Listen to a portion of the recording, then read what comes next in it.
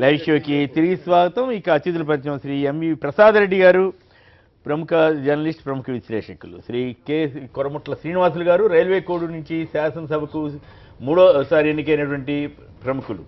ఇక YSR Congress party senior నేత శ్రీ గట్టు రామచంద్రరావు, టీఆర్ఎస్ సీనియర్ నేత. శ్రీ మల్రెడ్డి రంగారెడ్డి గారు,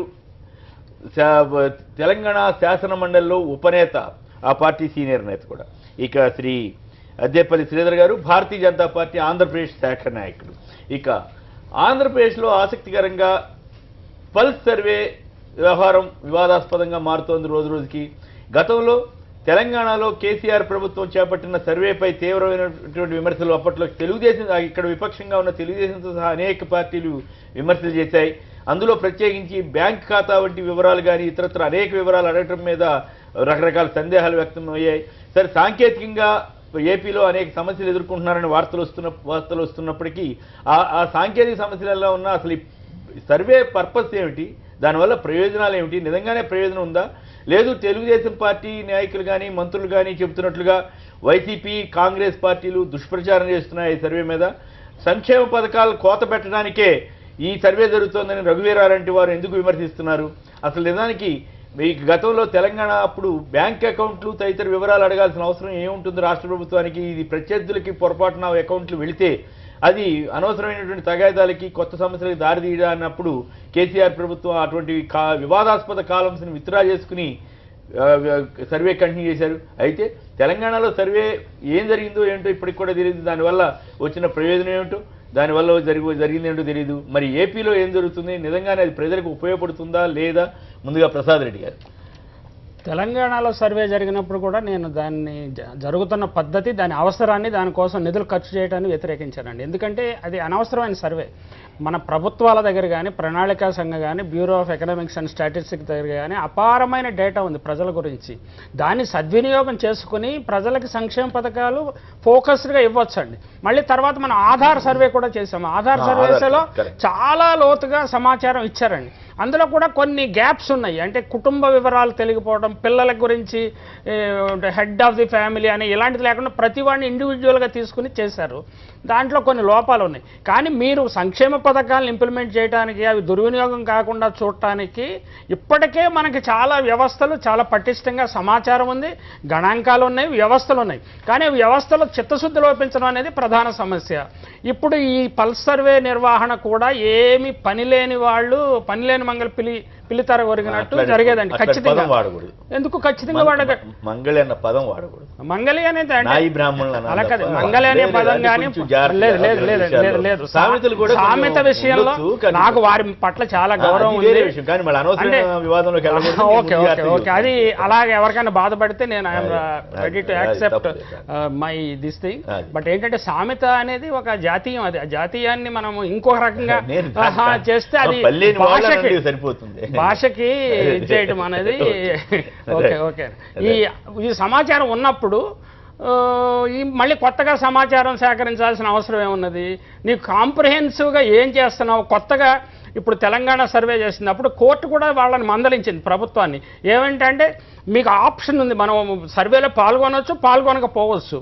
ఎంత భయం పెట్టేశారంటే విదేశాల్లో ఉన్నవాళ్ళు, ఇతర రాష్ట్రాల్లో పనిచేసుకోవడానికి వెళ్ళి వలస వెళ్ళిన కూలీలు మళ్ళీ తెలంగాణకు వచ్చి ఎన్ని వేలో ఖర్చు పెట్టి అనవసరమైన వ్యధకు గురయ్యారండి. దానివల్ల ఏం ప్రయోజనం వచ్చింది? వాళ్ళకి 2 బెడ్రూమ్ హౌసెస్ వచ్చేసినాయా? రాలేదు కదా. వాళ్ళకి ఇంకేమీ రాలేదు ప్రయోజనాలు. వాళ్ళు డబ్బులు ఖర్చు పెట్టుకున్నారు. ఇప్పుడు ఇక్కడ కూడా జరుగుతున్నది అదే. ఊరికే ఏంటంటే అధికార యంత్రాంగము పని లేకుండా ఉంది, వాళ్ళ దగ్గర నిధులు లేవు. ఇప్పుడు ల్యాండ్ రికార్డ్ని చేయడం అనేది ఒక అద్భుతమైన స్కీము. దాని ఇంప్లిమెంటేషన్లో టోటల్ ఫెయిల్యూర్. అది చేయకుండా, దాన్ని ఒక పూర్తి స్థాయిగా చేయకుండా రైతుల్లో కన్ఫ్యూజన్ క్రియేట్ చేసి ఇప్పుడు మళ్ళీ ఇది పల్స్ సర్వే అంటారు. పల్స్ సర్వే ప్రయోజనం ఏంటో ప్రభుత్వం చెప్పలేకపోతుంది. ఇప్పుడు కూడా మీ దగ్గర ఈ డేటా అంతా ఇప్పుడు ప్రభుత్వం దగ్గర ఉందండి. యాక్చువల్గా అయితే ఇక్కడ ఒక ఆసక్తికరమైన విషయం చెప్పాలి. అవినీతి నిర్మూలనకి, అక్రమాలు అరికట్టడానికి ఇది ఉపయోగపడుతుందని ప్రభుత్వం మంత్రులు పల్లె రఘునాథ్ రెడ్డి వాళ్ళని చెప్పారు. అయితే నాకు ఇక్కడ ఒక చిన్న సందేహం ఏంటంటే, నేను చదివింది వార్త, నేను కరెక్టో కాదో నాకు తెలియదు, మీరు చెప్పాలి. ముఖ్యమంత్రి గారు ఉంటున్నది అక్కడ అక్రమ కట్టడం అని, కృష్ణా నది ఉంటుందని అన్నారు. సర్వే రోజున సడన్ గా జాయింట్ కలెక్టర్ గారు ఎవరో వచ్చేసి దానికి ఒక తాత్కాలిక డోర్ నెంబర్ ఇచ్చారంట. అట్లా అక్రమ కట్టడాలని సక్రమ కట్టడంగా మార్చడానికి సర్వే చేసేటట్లయితే మరి మిగతా చోట్ల కాలువ కట్ల మీద ఉన్న ఇళ్ళని ఎందుకు కూలుస్తున్నారు? వాటికి కూడా సర్వే నెంబర్లు ఇవ్వాలి కదా. మరి అసలు నాకు అర్థం కాని విషయం, అసలు నిజంగా అట్లా చేయొచ్చా? ఒక అక్రమ కట్టడాన్ని సక్రమ కట్టడంగా మార్చడం కోసం సర్వే తీసుకురావచ్చా అని నాకు చిన్న సందేహం వచ్చింది. If I'm wrong, I'm ready to sorry. ఒకవేళ అది కరెక్ట్ గా ప్రభుత్వం దగ్గర ఉన్న దీన్ని మిస్యూజ్ చేసుకోవటం అండి, అంతకంటే ఏమీ లేదండి. దీనివల్ల కొత్త ప్రయోజనం ఏం లేదు. జాయింట్ కలెక్టర్ స్థాయిని వెళ్ళి డోర్ కలెక్టర్ టెంపరీగా పెట్టొచ్చా అనేది నాకు వచ్చిన సందేహం. ఖచ్చితంగా అది మీ క్వశ్చన్ చాలా వ్యాలిడ్ క్వశ్చన్. అక్రమాలను సక్రమాలు చేసుకోవడానికి రకరకాల పద్ధతులు పాటిస్తూ ఉన్నారు. మనకి ఒక జాతీయ పార్టీ నాయకుడుకి గెస్ట్ హౌస్ ఉంది, నదిలో కట్టారన్నారు. తర్వాత మళ్ళీ సర్వే మన మంత్రి ఉమా గారు తిరిగి మొత్తం చెప్పాడు. తర్వాత జాతీయ పార్టీకి అక్కడ భూమి కేటాయిస్తారని కూడా వచ్చింది. మనం ఇవన్నీ చూసాము. ఇవన్నీ ఇష్యూస్ అండి. ఖచ్చితంగా ఇది పల్స్ సర్వే వల్ల అదనపు ప్రయోజనం ఏమీ లేదు. నువ్వు ల్యాండ్ రికార్డ్స్ని ఇప్పుడు వరకు సరి చేయలేదు. ఇప్పుడు వరకు దాన్ని డిఫరెంట్ స్టేజెస్ లో కన్ఫ్యూజన్ క్రియేట్ చేసి ఒక లంచగొండ వ్యవహారంగా తయారు చేశారు. ఇప్పుడు మళ్ళీ ఒక పనికిమాలిన సర్వే చేసి దీనివల్ల ఏం ప్రయోజనం ప్రజలకి? మీకు అలా కదండి, రేషన్ కార్డ్ ఓటర్లకి మన యంత్రాంగం ఎట్లుంటదంటే జనాభా కంటే ఓటర్ల సంఖ్య జనాభా కంటే ఓటర్లు ఎక్కువ ఉంటారండి. ప్రణాళికా సంఘం దేశంలో పేదలు ఎంతమంది ఉన్నారు ఇప్పుడు కూడా తేల్చలేదు. ప్రణాళికా సంఘాన్ని రద్దు చేసి నీతి ఆయోగ్ పెట్టాక వాళ్ళు కూడా తేల్చలేకపోతున్నారు. ఈ దేశంలో దారిద్ర్య రేఖ దిగువ ఎంతమంది ఉన్నారు ఇప్పుడు తెలియదు. ఈ సర్వేలు అన్ని చేసే కూడా మళ్ళీ అదే ఉంటుంది. అదే పని. నాగప్ప గారు కర్నూలు నుంచి లైన్లో ఉన్నారు. నాగప్ప గారు నమస్కారం. చెప్పండి, పల్స్ సర్వే వల్ల మీకు ఏమైనా ప్రయోజనం కలుగుతోందా? ఏ రకమైనటువంటి అనుభవం వస్తుంది? సార్ నమస్తే. సార్ నమస్తే, చెప్పండి సార్. నమస్తే, చెప్పండి. ఈ సర్వే వల్ల ప్రజలకు ఏం ఉపయోగం లేదు సార్. ప్రజలు భయభ్రాంతులకు గురి చేస్తున్నారు అధికారులు. నిజంగానా? ప్రభుత్వం నుంచి వచ్చే సంక్షేమ పథకాలు మాకు అందుతాయో లేదో, సంక్షేమ పథకాల్లో కోత విధిస్తారేమో అని ఆలోచన చేస్తున్నారు సార్. కోత కాదు, ఇప్పుడు మీకు అనర్హత ఉందనుకోండి, మీకు బాగా ఆదాయం ఉందనుకోండి, మీకు తెల్ల రేషన్ కార్డు ఎట్లా ఇవ్వాలి? ప్రభుత్వం కట్ చేస్తే తప్పేంటి? అదేం లేదు సార్. మీరు టీవీ వింటూ మాట్లాడకూడదు. చెప్పండి సార్. మీరు టీవీ వింటూ మాట్లాడకూడదు. లేదు సార్, టీవీ వింటూ లేదు. చెప్పండి. ఇప్పుడు ఆదాయం అధికంగా ఉన్నప్పుడు రేషన్ కార్డు కట్ చేస్తే తప్పేంటి? దానికి సర్వే చేసేలో ఏంటి ఇబ్బంది ఏంటి మీకు? ప్రజలు భయాందోళనలో ఉన్నారు సార్. ప్రభుత్వం ఏమైనా ప్రజలకు అన్యాయం చేస్తుందేమో అని. అన్యాయం చేస్తేమో అనుమానం.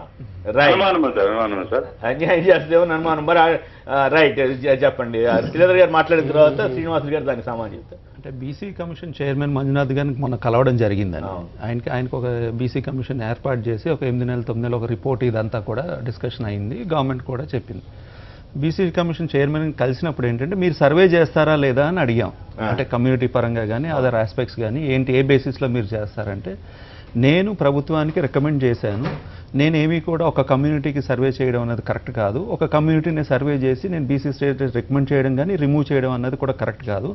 ఉన్న 73 పెటిషన్స్ వచ్చినాయి. 10 మందికి ఇమ్మని, ఒక 50 మందికి ఇవ్వద్దని పెటిషన్స్ అన్ని వచ్చినప్పుడు ఏంటంటే, ఈ కమ్యూనిటీ పరంగా 1, 2, 3 చేస్తే దఫాలుగా సర్వే చేయాల్సి వస్తుంది. కాబట్టి నేను ఆంధ్రప్రదేశ్ ప్రభుత్వానికి సజెస్ట్ చేశాను that survey should be done across all caste, across all people అదే లెట్ మీ కంప్లీట్ అని నేను చెప్పానని కూడా క్లియర్గా చెప్పారు.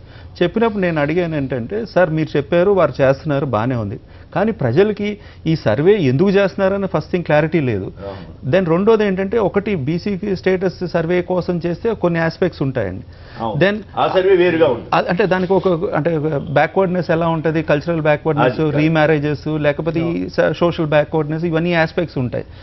ఈ వేరే గవర్నమెంట్ సర్వే చేసేది ఏంటంటే ఫైనాన్షియల్ ఇంక్లూజన్, ఏదంటే ఈ గవర్నమెంట్ స్కీమ్స్ ఏ విధంగా వెళ్తున్నాయి, అందుబాటులోకి వెళ్తున్నాయా లేదా ప్రజలకి, దెన్ ఎవరికైనా అర్హత లేని వాళ్ళకి ఎక్కువ వెళ్తున్నాయా, లేకపోతే పలు దఫాలుగా వాళ్ళు తీసుకుంటున్నారు ఈ కార్యక్రమాలు. ఆంధ్రప్రదేశ్ ప్రభుత్వం ఏం చేసిందంటే విచిత్రంగా రెండు కలిపి ఎవరికి చెప్పకుండా ఈ సర్వే మొదలు పెట్టారు.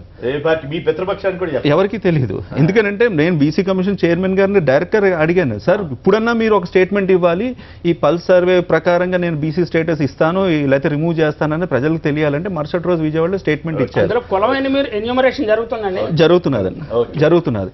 ఆంధ్రప్రదేశ్ ప్రభుత్వాన్ని కూడా మేము అడిగాం, ఏంటంటే మీరు ఇది ప్రజలు ఆ రోజు తెలంగాణ ప్రభుత్వం చేసిన ఏదైతే తప్పిదాల్లో అవి లేకుండా చేశారు, సంతోషం. ఎందుకంటే ఆ రోజు తెలంగాణ ప్రభుత్వం రాకుండా చేయటువంటి బ్యాంక్ అకౌంట్ల మీద గొడవ అయింది. ఇక్కడ అడుగుతున్నారు బ్యాంక్ అకౌంట్ అన్ని ఆస్పెక్ట్స్. ముఖ్యమంత్రి గారి ఇల్లు డోర్ నెంబర్ అంటే 2-3 ఇబ్బందులు ఉన్నాయి. ఇప్పుడు ఏదైతే ఆయన ఇల్లు అనేది పక్కన పెడదాం, సర్వే అది సందర్భంలో డోర్ నెంబర్ అంటే మిగతా వాళ్ళకి కూడా ఇవ్వాలి కదా. అంటే నేనే అన్నాను, ఆ రోజు విగ్రహాలని డిమాలిష్ చేసినప్పుడు కాలువగట్టు మీద లేదంటే విజయవాడ రోడ్డు ప్రక్కన ఉన్న మస్జిద్లు రిమూవ్ చేయలేదు కానీ గుళ్ళు రిమూవ్ చేశారు. వాళ్ళకి లీజ్ అగ్రిమెంట్స్ ఉన్నాయి, వాళ్ళకి ఒక పద్ధతి ఉన్నది. ఒక విగ్రహాన్ని తీసినప్పుడు ఒక పద్ధతి అంటే అలాని కదా. నేను ఏ విధంగా చెప్పానంటే ఆ విగ్రహాలు రిమూవ్ చేసే పద్ధతి పాటించలేదు. అదే విధంగా ఇదివరకు ప్రభుత్వం, ఈ ప్రభుత్వం వచ్చిన తర్వాత కూడా కరకట్ట మీద ఉన్న స్థలాలు బిల్డింగ్లకి అన్నిటికీ డిమాలిషన్ నోటీస్ ఇచ్చి అవి ఏమీ ముట్టుకోకుండా విగ్రహాలు గుళ్ళని ఎలా ముట్టుకుంటున్నారని కూడా అన్నాం. అంటే ఆ విధంగా అంటే రెండు కూడా పుష్కరాలకు సంబంధించిందే కాబట్టి. రైట్. ఒక్క నిమిషం, చందు సాంబశివరావు తెలుగుదేశం పార్టీ సీనియర్ నేత వారు లైన్ లో ఉన్నారు. సాంబశివరావు ఒక్క నిమిషం దయచేసి లైన్ లో ఉండండి. ఇక్కడ వైసీపీ ఎమ్మెల్యే మాట్లాడిన తర్వాత మీరు సమాన్ చౌదరి గారు, శ్రీనివాసులు గారు మాట్లాడారు. ఈ పల్స్ సర్వే అనేది ఇప్పుడు ఈరోజు ఈ ప్రభుత్వాలు చేస్తున్నాయి. ఏంటంటే ఉన్న పథకాలను ఏదో ఒక విధంగా దానికి పక్కన పెట్టే వాడికి ఫుల్ స్టాప్ పెట్టేసి కట్ చేసి ఆటోమేటిక్గా ప్రజల పైన ఈ ప్రభుత్వం పైన భారం పడకుండా ఆ సంక్షేమ పథకాలు ఒక దగ్గర పబ్లిసిటీ ఇచ్చుకుంటూ మేము చేస్తున్నామో అది చేస్తున్నామని చెప్తూ ఈ వచ్చిన వెల్ఫేర్ స్కీమ్స్, గతంలో ఉన్న ప్రభుత్వం చేసిన వెల్ఫేర్ స్కీమ్స్ కానీ అదేవిధంగా రాజశేఖర్ చేసిన వెల్ఫేర్ స్కీమ్స్ కానీ ఇవన్నీ కూడా ఏ విధంగా చేసి ప్రభుత్వం పైన భారం తగ్గించుకున్న ఆలోచనతో ఉండదు. మొట్టమొదటిగా అదే మెయిన్ కాన్సెప్ట్. అది ఈరోజు పల్స్ సర్వే అనేది పెట్టినారు. ఇంటింటికి పోతున్నారు. ఎవరు? రెవెన్యూ డిపార్ట్మెంట్, విఆర్ఓస్ కానీ సెక్రటరీస్ కానీ ఆల్ డిపార్ట్మెంట్స్ పోతున్నారు. పోయినప్పుడు కనీసం అక్కడ ఎక్కడ ఏమి కూడా ప్రజల నుంచి కూడా ప్రజలు భయపడుతున్నారు. ఇందాక ఎవరో అతను చెప్పినట్టు ప్రజలు భయపడుతున్నారు, ఆందోళన ఉన్నారు.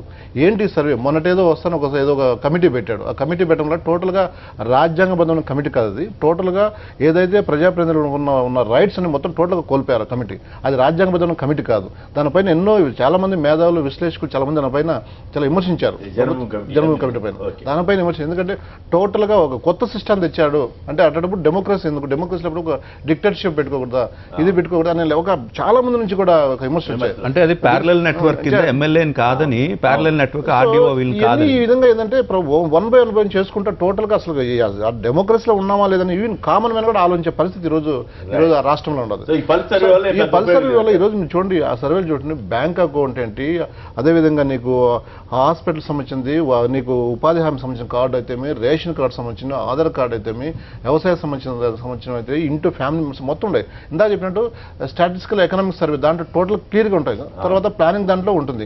ఎందుకు ఆధార్ కార్డు నెంబర్ కూడా ఆధార్లో కూడా చాలా అన్ని మొత్తం డీటెయిల్స్ వస్తాయి. సో ఇవన్నీ కూడా ప్రభుత్వానికి టైం వేస్ట్. ప్రభుత్వ ఉద్యోగం అనవసరంగా వాళ్ళు వాడుకొని అనవసరంగా రోడ్డు పైన తిప్పడం తప్ప ప్రజలు భయభ్రంగా అనవసరమైన బడ్జెట్ మీరైతే మేమేమంటామంటే మీరేమైనా చేయాలనుకుంటే నిజంగా ఏదైతే మీరు ఎలక్షన్ ముందు ఇచ్చిన హామీలు మీరు స్పష్టంగా ప్రజలకి చేయండి. కానీ ఇటువంటి సర్వేలు పెట్టడం వల్ల, ఇటువంటి చేయడం వల్ల ప్రజలను భయభ్రాంతం చేయడం,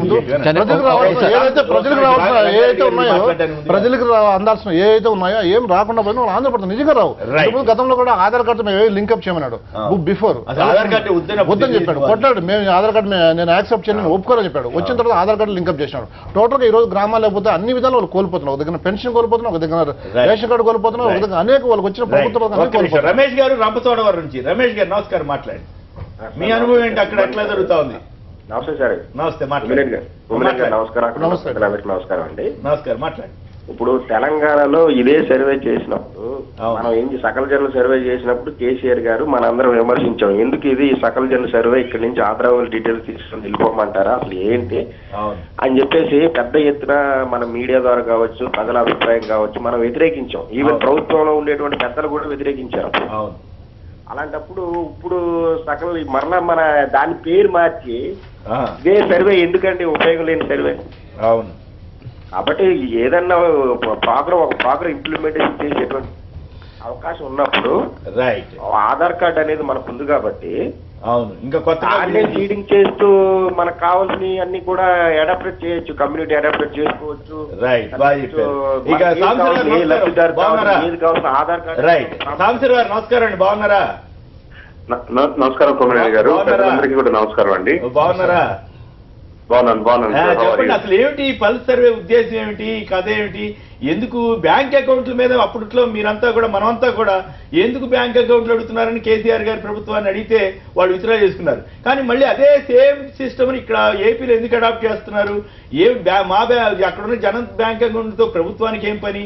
ఇన్కమ్ ట్యాక్స్ వాళ్ళు కేంద్ర ప్రభుత్వం అడిగితే అది వేరే విషయం. కానీ మరి ఇంకొకటి ఏంటంటే సీఎం గారి ఇంటికి సడన్ గా డోర్ నెంబర్ ఇవ్వడానికి పల్స్ సర్వే అన్నట్టుగా ఆ పల్స్ సర్వేలో అక్రమ కట్టడానికి సక్రమ కట్టడం చేసేటట్టయితే మిగతా కాలువ కట్టల మీద నీళ్ళకి కూడా సక్రమ కట్టడంగా ఇవ్వాల్సిన బాధ్యత ప్రభుత్వం మీద ఉంటుందా ఉండదా? వీటి మీద మీరు ఎట్లా సమాధానం చెప్తారు? సార్ ముందుగా ఏ ప్రభుత్వం అయినా సరే, ఏ వ్యవస్థ అయినా సరే, ఏ సంస్థ అయినా సరే బేస్ లైన్ అసెస్మెంట్ చేసుకోవడం అనేది ఎప్పటికప్పుడు అవసరం. 2 సంవత్సరాల క్రితం చేశాం కదా, 5 సంవత్సరాల క్రితం చేశాం కదా అనేది కాకుండా ఇవాళ మనం ఏదైనా ఒక కొత్త కార్యక్రమం చేపట్టాలంటే లేదా మనం అనుకున్న కార్యక్రమాన్ని సక్సెస్ఫుల్ గా కంప్లీట్ చేయాలంటే ఇవాళ ఉన్న పరిస్థితిని అసెస్ చేసుకోవడం అనేది చాలా అవసరం. దాన్నే మనం ఈ పబ్లిక్ అడ్మినిస్ట్రేషన్ లో సర్వేల రూపంలో చేసుకుంటున్నాం. ఆనాడు తెలంగాణ ప్రభుత్వం చేసినప్పుడు కూడా స్పెసిఫిక్ గా నేనేం చెప్పానంటే సర్వే చేసుకోవడం మంచిది, సర్వే ఉద్దేశాలను వెల్లడించాలి, సర్వేలో హిడెన్ ఎజెండా చూడకూడదు. దాన్ని మనం అబ్జెక్ట్ చేస్తాం, సర్వేని అబ్జెక్ట్ చేయలేదు. పెద్దలు ప్రసాద్ గారు ఏమంటారంటే చాలా సర్వేలు ఉన్నాయి, bureau of economics and statistics ఇచ్చిన సమాచారం మళ్ళీ మనకి ఇచ్చారండి. కొత్తగా ఏం రాలేదు మనకి. అది కొత్తగా వస్తే మీరు చెప్పింది యాక్సెప్ట్ చేస్తాను నేను. కొత్త సమాచారం ఏం లేదు మీకు. అంతకుముందు bureau of economics and statistics లో ఉన్న సమాచారాన్ని తెలంగాణ సర్వే తర్వాత మళ్ళీ వచ్చింది అంతే. Nothing new in it. ఇప్పుడు కూడా అంతే వస్తుందండి మీకు. మొన్న తెలంగాణ ప్రభుత్వం బ్యూరో మీకు గణాంక వివరాలు అనేది ఇచ్చిందండి. గణాంకాలన్నీ అందుబాటులో ఉన్నాయి మనకి ఇంతకు ముందు. కొమ్మినేని గారు, నేను అంటుంది ఏంటంటే మన దగ్గర డేటా లేదు అని కాదు, ఉన్న డేటా పర్ఫెక్ట్ గా ఉంది, అంతా బాగా ఉందని మనందరూ ఒప్పుకున్నావా? అవును. ఉన్న డేటాస్ లో ప్రాబ్లమ్స్ ఉన్నాయి కాబట్టి మనకు అరకొరగా ఉంది వ్యవస్థ, పద్ధతులు మనం అనుకున్నది సరిగ్గా జరగట్లేదని మనందరం మాట్లాడుతున్నాం. ఇప్పుడు రెవెన్యూ రికార్డ్స్ బాగుండలేదు, ఇంటి రికార్డ్స్ బాగుండలేదు, అది బాగుండలేదు, ఇది బాగుండలేదు అంటున్నాం. అంటే ఏంటి? మన దగ్గర ఉన్న ఎగ్జిస్టింగ్ డేటాలో కొన్ని లోపాలు ఉన్నాయి. అది హిస్టారికల్ గా మనకు వస్తున్న పరంపర. అయితే ఇవాళ మనం దాన్ని ఎంతో కొంత సరి చేయాలనే ఉద్దేశంతో ఎవరు ఎక్కడ ఉంటున్నారు, వాళ్ళ ఇంటికి జియో ట్యాగ్ చేద్దాం, ఎవరి ఆర్థిక పరిస్థితి ఎలా ఉంది, ఎవరి సామాజిక పరిస్థితి ఎలా ఉంది అని అసెస్ చేసిన తర్వాత ఇక్కడ ప్రాబ్లం ఎక్కడ వస్తుందంటే కేసీఆర్ గారు ఒక రోజులో చేశారు, ప్రపంచం మొత్తంలో ఉన్న వాళ్ళని అక్కడికి రప్పించుకున్నారు. అది కొద్దిగా ఓవర్ యాక్షన్ అని మనం ఆ రోజు క్రిటిసైజ్ చేశారు, అవసరం లేదని. ఇవాళ ఒక 4 రోజుల పాటు మీ ఇంటికే వచ్చి మిమ్మల్ని అడిగి మీరు స్వచ్ఛందంగా మీరు ఏం ఇన్ఫర్మేషన్ ఇస్తారో ఆ ఇన్ఫర్మేషన్ ప్రభుత్వం తీసుకుంటుంది. ఇక్కడ క్వశ్చన్ ఎక్కడ వస్తుందంటే మరి అలా ఇచ్చినప్పుడు మళ్ళీ వాళ్ళు తప్పుడు ఇన్ఫర్మేషన్ ఇస్తే ఏంటి అని. తప్పుడు ఇన్ఫర్మేషన్ ఇవ్వరు అనేది మా నమ్మకం. ప్రతి ఇంటికి వెళ్ళి వాళ్ళ స్థితిగతులు కనుక్కొని నలుగురు మధ్యలో సర్వే చేసినప్పుడు వాళ్ళు ఇవ్వాల్సిన ఇన్ఫర్మేషన్ కరెక్ట్ గానే ఇస్తారు. వాళ్ళ ఆధార్ కార్డు మన దగ్గర ఉంది, వాళ్ళ బ్యాంక్ ఇన్ఫర్మేషన్ బ్యాంక్ అకౌంట్ల మీద ఇక్కడ అందరూ విమర్శ చేశాం, మీతో సహా, ఇక్కడ తెలంగాణ టీడీపీ నాయకులతో సహా అందరూ విమర్శ చేశారు. అక్కడ జనం బ్యాంక్ అకౌంట్ తో మీకేం పని? అది రాజకీయ ప్రత్యర్థులు దాన్ని దుర్వినియోగం చేసే అవకాశం అంటే మీరే కాన్ఫిడెన్షియల్ డేటా మీరే చేస్తే ఏంటి? అసలు ఈ సర్వేకి ఉపయోగం ఏంటి, లేకపోతే ఎందుకు చేస్తున్నారో చెప్పండి. బీసీ స్టేటస్ దీని బేస్ చేసుకుని ఇస్తారా ఇవ్వరా? అది క్లారిఫై చేయండి. అది కూడా ఒక మంచి పాయింట్. అది ఇవాళ ఎవరెవరి పరిస్థితి ఏంటి, ఎవరెవరి ఇన్ఫర్మేషన్ ఏంటి, లేటెస్ట్ ఇన్ఫర్మేషన్. మనం ఇల్లు మారుతుంటాం, అద్దెకి తీసుకునే వాళ్ళు ఉంటారు, పర్మనెంట్ గా ఉండే వాళ్ళు ఉంటారు, ఇల్లు అమ్ముకునే వాళ్ళు ఉంటారు, కొత్తిల్లు కట్టుకునే వాళ్ళు ఉంటారు. సో ఇది నిరంతర ప్రక్రియ కాబట్టి నన్ను అడిగితే ఈ సర్వే సిస్టమ్ లేదా ఇన్ఫర్మేషన్ అప్డేట్ చేసుకోవడానికి మన వ్యవస్థలో నిరంతరంగా ఈ సర్వే ఉపయోగం ఏంటి చెప్పండి. మీరు ఏదైతే తెలంగాణ ఏ లక్ష్యం ఎవరికి చెప్పారు? తెలంగాణలో కూడా ఒక విషయం కేసీఆర్ గారు చేసినప్పుడు ప్రజల నుంచి వ్యతిరేకత వచ్చినప్పుడు ఆయన డ్రాప్ అయినాడు బ్యాంక్ అకౌంట్స్ అని. సో ఇవన్నీ ఇప్పుడు ఆయన ఎందుకంటే ఆయన ప్రజల యొక్క వచ్చిన ఏదైతే వినతలు ఇది మాకు యాక్సెప్టెన్స్ లేదు, మాకు ఆందోళనగా ఉంది అంటే ఆయన మళ్ళీ విత్డ్రా చేస్తున్నాడు అనుకునే. కాబట్టి మీరు ఇట్లేందంటే ఇప్పుడు బాగుంటుంది. సాంబశివరావు రంగారెడ్డి గారు రామచంద్రరావు కూడా మాట్లాడాలి. ఒక్కరికి దయచేసి లైన్ లో ఉండండి. ఒకటి, సీఎం గారికి అక్రమ కట్టడాన్ని సక్రమ కట్టడంగా ఎట్లా వేశారు? ఏది సర్వే సందర్భంలో అట్లా వేయొచ్చా? అట్లా చేస్తే అదే సర్వేలో మరి మిగతా వాళ్ళందరికీ కూడా వేయాలా అక్కర్లేదా? అదొకటి. మా జనం బ్యాంక్ అకౌంట్ తో రాష్ట్ర ప్రభుత్వానికి ఏమి సంబంధం? దీనికి ఇది BC రాజకీయ ప్రత్యర్థులు వాడుకుంటారని అప్పట్లో ఇక్కడ తెలంగాణలో టీడీపీ నేతలంతా కూడా విమర్శించారు. రాజ్యాల ప్రత్యర్థులు కదా, తెలుగుదేశం వాడుకోవచ్చు, ప్రభుత్వమే వాడుకోవచ్చు. ఒకటి. రెండోది ఏంటంటే అసలు బీసీ స్టేటస్ దీని బేసిస్ ఉందా లేదా అసలు? రైట్. ఇంకా రెండు క్వశ్చన్స్ నేను ఆన్సర్ చేయాలి. చెప్పండి. సీఎం గారి రెసిడెన్స్ ని లీగలైజ్ చేశారా అనేది మీ క్వశ్చన్. లీగలైజ్ చేశారా కాదు, తాత్కాలిక డోర్, నేను ఆ మాట అనలేదు. తాత్కాలిక డోర్ నెంబర్ వచ్చినట్టుగా నేను పేపర్లో చదివాను, లేదా టీవీలో చూశాను. అట్లా చేయొచ్చా? సర్వే సందర్భంగా అట్లా చేస్తే మరి మిగతా వాళ్ళకి కూడా అట్లాగే చేస్తారా? మరి మీ కాలువగట్ల మీద ఇల్లు ఎందుకు కొన్ని చోట్ల కూలుస్తున్నారు? ఇక్కడ నాకు అర్థమైనంత వరకు ఎవరు ఎక్కడున్నారు అనేది తెలుస్తారు కానీ ఆ కట్టడం లీగలా ఇల్లీగలా దానికి దాన్ని కోల్చొద్దు అనే దాని మీద ఈ సర్వేలో వెంటనే తీసుకోవాల్సిన నిర్ణయం కాదది.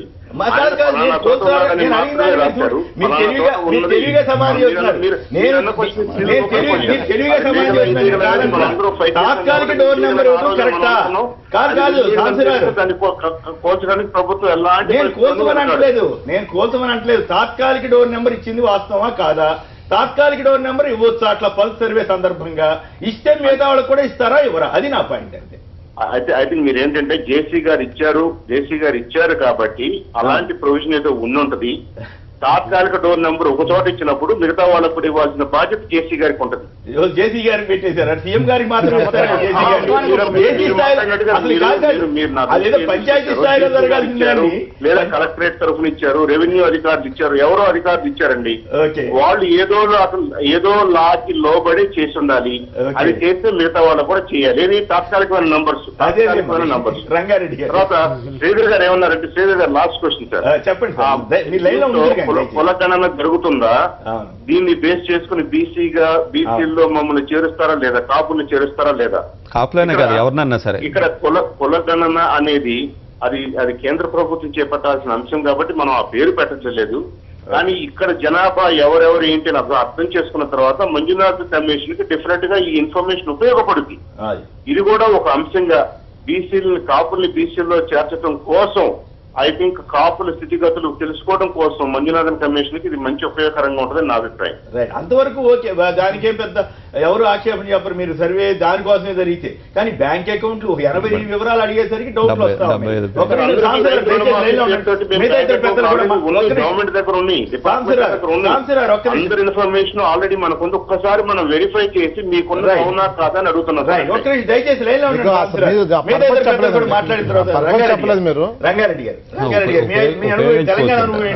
తెలంగాణ అనుభవం ఏంటి, ఎంతవరకు ఉపయోగపడుతుంది? ఇప్పుడు అక్కడ సర్వే మీద మీరేమంటారు? అంటే ఇద్దరు చేసే దాంట్లో మనం ఈ డిబేటే వాళ్ళకు ఒక పెద్ద అడ్వాంటేజ్. ఎందుకోసం అంటే ఇప్పుడు మనకు ఒక పెద్ద సమస్య ఉంది, ఆ సమస్యను పక్కకు పట్టేయాలంటే ఏం చేయాలి? ఆ సమస్య సాల్వ్ చేయరు, చేయదలుచుకోలేదు. ఇప్పుడు ఏ సమస్య అంటే స్పెషల్ స్టేటస్ సమస్య, నిరుద్యోగులదో సమస్య ఉంది. బాబు వస్తే జాబ్ వస్తుంది అన్నాడు. మరి జాబ్ ఇవ్వాలంటే జాబ్ ఇస్తందుకన్నా మేము సర్వే చేయాలంటాడు. ఇప్పుడు మరి అప్పటిదాకా 4 ఏళ్ళు కట్టించుకోవాలి కదా. మనం ఏమనుకుంటున్నాం అంటే అది తప్పు కదా అంటున్నాం. అదే వారికి కావాలి. ఇప్పుడు మీ డిబేటే వారికి కావాలి.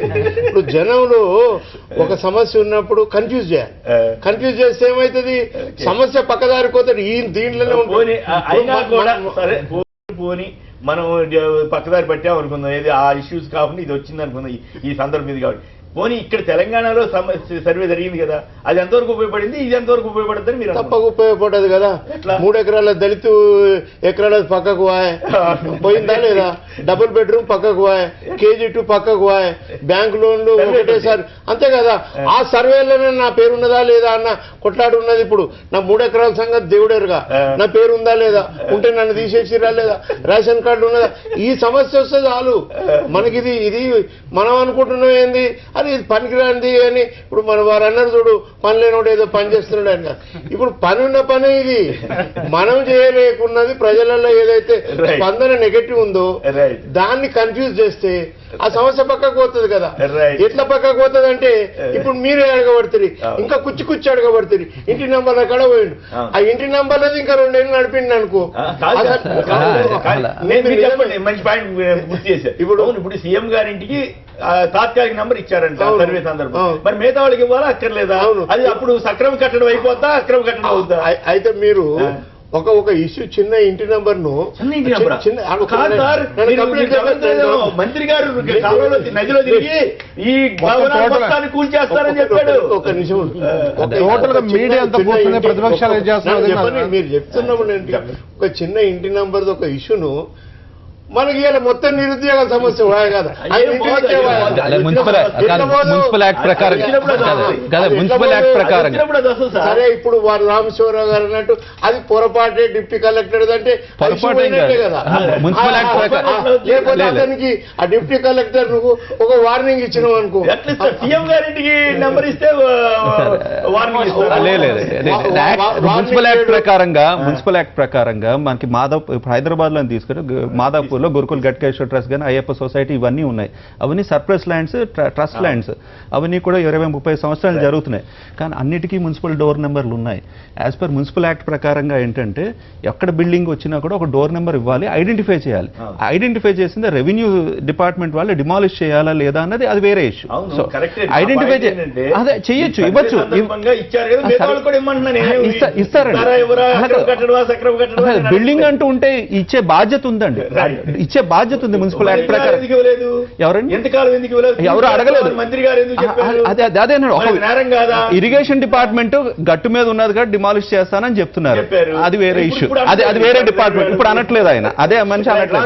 మీరు కూడా మాట్లాడిన తర్వాత మా ప్రతినిధి సతీష్ కూడా లైన్ లో ఉన్నారు, తాజా పరిస్థితి నిర్వహిస్తారు. తర్వాత సాంసరావు మళ్ళీ మాట్లాడారు. దీంట్లో సర్వే అనేది 2 రకాలు సార్. సర్వే అవసరమా అన్నది ఒకటి, సర్వే ఎలా జరుగుతుంది అనేది 2 పాయింట్. ఇక్కడ తెలంగాణ కాడికి వచ్చేసరికి ప్రత్యేకత ఏంటి అంటే, తెలంగాణలో పేదరికంతో పాటు అంటే మొత్తం ఉమ్మడిగా చూసినప్పుడు ఆదాయం కనపడ్డ గ్రామాలలో విపరీతమైన పేదరికం ఉన్న ప్రాంతం కూడా ఇది. అంటే ఇప్పుడు సాగు భూమి కూడా మెట్ట ప్రాంతాలుగా ఉన్న ప్రాంతంలో వలసలు ఎక్కువ. 2 రకాల వలసలు. ఈ రాష్ట్రం నుంచి ఇతర రాష్ట్రాలకు వెళ్ళిన వాళ్ళు ఉన్నారు, గ్రామాల నుంచి పట్టణాల దాకా వచ్చిన వాళ్ళు ఉన్నారు. అక్కడ చూసినప్పుడు ఏమైందంటే సార్, అక్కడ రేషన్ కార్డు ఉందనుకోండి ఎగ్జాంపుల్. ఆ రేషన్ కార్డు ఉంటుంది, వాళ్ళు వచ్చి హైదరాబాద్లో ఉంటారు, ఇక్కడ రేషన్ కార్డు ఉండదు. అక్కడున్న బియ్యం అంతానేమో డీలర్ అమ్ముకుంటాడు, ఇక్కడ వీళ్ళకు బియ్యం రాని పరిస్థితి ఉంటుంది. ఆ సర్వేలో కూడా నువ్వు ఖచ్చితంగా రాకపోతే నీకు మీద కేసు పెడతామని లేదు. ఆ ఇంటికి పోయినప్పుడు మీరు లేకపోతే లేని కింద గుర్తించాల్సి వస్తుంది అనే ప్రశ్నకు వచ్చారు అందరు అక్కడి నుంచేసి. మరి ఇప్పుడు ఇక్కడ వాస్తవంగా అక్కడనేమో ఓటర్ లిస్టులో పేరు కూడా తొలగిస్తున్నారు ఆ గ్రామస్తులు అంతా కలిసేసి. ఇక్కడనేమో వీళ్ళు ఉండలేదు, మళ్ళీ వెళ్ళిపోతారు, తాత్కాలికంగా వచ్చి మళ్ళీ వెళ్ళిపోతుంటారు.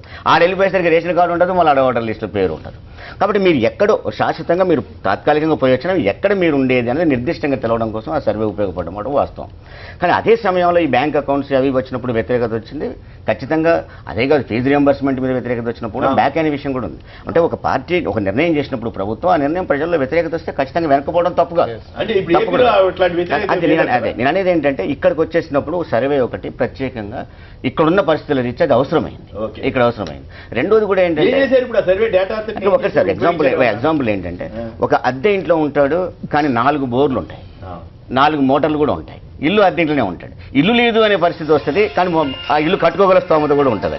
నీ వివరణ ఏంటంటే, రేపు భవిష్యత్తులో చేయబోయే వాటికి కూడా ఈ సర్వే ఉపయోగపడుతుంది. ఒకటి అన్నిటికంటే ప్రధానమైంది వలసల నివారణల విషయంలో స్పష్టంగా దాన్ని అప్పుడు కేసీఆర్ కూడా చెప్పాడు ఆ పదాన్ని. మాకు వలసలు ఎక్కువ, ఇప్పుడు మహబూబ్ నగర్ ఉంది, తాళం వేసి ఉంటుంది, ముసలాయన పడుకొని ఉంటాడు, ఆ కుటుంబం ఇంట్లో ఉన్నట్టా లేనట్టా, ఇక్కడే ఉన్నాము అనుకున్నప్పుడు అక్కడ లేమని నిర్ణయానికి వస్తుంది. 2 చోట్ల కాకుండా దుర్వినియోగం కాకుండా ఉంటుంది అనేది ఆ సర్వే యొక్క ఉద్దేశం. అది ప్రచారం ఎక్కువైందా తక్కువైందా అనే విషయాన్ని మనం రిమూవ్ చేస్తారు.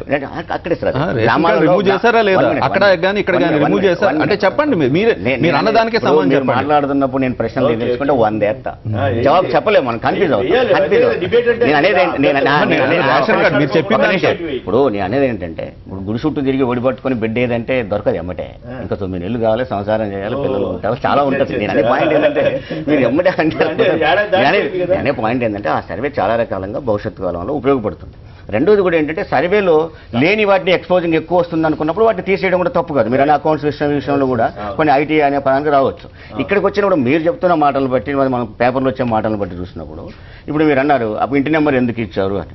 ప్రభుత్వ భూముల్లో ప్రభుత్వ సంస్థలు నిర్మించుకుంటే తప్పు కాదేమో, ఇప్పుడు వాళ్ళు నిర్మించేటి ప్రభుత్వ సంస్థలు కాదు కదా అని ఒక ప్రశ్న వస్తుంది. రెండో పాయింట్ కూడా ఏంటి అన్నప్పుడు, గుడిసెలకు ఏమైనా గుడిసె వేసుకుంటే అక్కడ గుడిసెకు ఒక మున్సిపాలిటీ ఒక నెంబర్ ఇచ్చేసి కరెంటు బిల్లు వసూలు చేయడం ఒక పద్ధతి, నువ్వు బిల్డింగ్ కడితే పర్మిషన్ ఇవ్వడం రెండో పద్ధతి. అసలు మూసేసుకున్నప్పుడు నెంబర్ వేయడం అనేది వేసిన తర్వాత వస్తుంది. నువ్వు బిల్డింగ్ ఎలా కట్టావు అసలు? వితౌట్ పర్మిషన్ ఎలా కట్టావు? మున్సిపల్ పర్మిషన్ ఏ పద్ధతిలో ఇచ్చింది అనేది రెండో ప్రశ్న అక్కడికి వచ్చేసరికి. కాబట్టి సర్వే అనేది బలవంతంగా రుద్దేదిగా ఉండకూడదు, ఇన్ఫర్మేషన్ డేటాగా ఉండాలి. ఇది ఒకటి అనుకునేది. ఇక రెండోది కూడా ఏంటి, ఇది కులాలకు ఉపయోగపడుతుందా అని ఇంతకుముందు శ్రీధర్ గారు చెప్పాడు. మంజునాథ్ కమిషన్కి దీనికి అసలు సంబంధమే లేదు. ఎందుకంటే ఒకవేళ వాళ్ళ సంబంధం ఉందని చెప్తే దాన్ని తప్పించుకోవడం కోసం చైర్మన్ చెప్పారు. ఎవరు హియర్సే కాదు, చైర్మన్ చెప్పారు. చెప్పిన దాకంటే మీకు జవాబు ప్రభుత్వం సరిగ్గా చెప్పట్లేదు, చైర్మన్ చెప్పారు. అనేది ఏంటంటే, ఒకటి అది కనుక చెప్తే ప్రభుత్వం ఒక పక్క ఇద్దరిని మోసం చేయడానికి చెప్పే పద్ధతి ఉండాలి. రెండేది ఎందుకంటే దాంట్లో ప్రశ్నలు వేరు, దీంట్లో ప్రశ్నలు వేరు. ఇప్పుడు ఒక కులాన్ని బీసీలో కలపాలి, ఏ కులం అని కాదు, బీసీలో కలపాలన్నా ఎస్సీలో కలపాలన్నా ఏం చేస్తారంటే దానికి ప్రమాణాలు ఉంటాయి. ఎట్లా ఈ మొత్తము స్టేట్లో ఉన్న సంఖ్యకి యావరేజ్కు ఇది ఏమైనా తక్కువగా ఉందా ఎక్కువగా ఉందా, అది విద్యలో తక్కువగా ఉందా, ఉద్యోగాల్లో తక్కువగా ఉందా, ఆదాయంలో తక్కువగా ఉందా, యావరేజ్కి తక్కువగా ఉందా లేదని చేసే సర్వే క్వశ్చన్లు వేరు, ఈ క్వశ్చన్లు వేరు. దీన్ని తీసుకొచ్చి దానికి ముడిపెట్టే ప్రయత్నం చేస్తే అది ప్రభుత్వం ఇద్దరిని మోసం చేస్తుంది. రెండో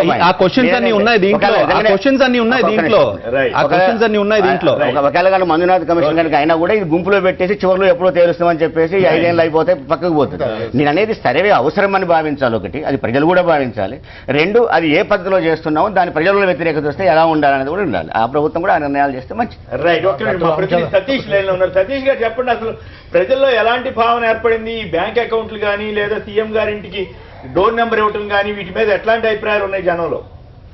కొమ్మినేని గారు, ప్రధానంగా ఈ సర్వేకి సంబంధించినంత వరకు కొన్ని ప్రైవసీ ఇన్ఫర్మేషన్ అడుగుతున్నారని ఒక అభ్యంతరం అయితే ప్రజల్లో తీవ్రంగా వ్యక్తం అవుతుంది.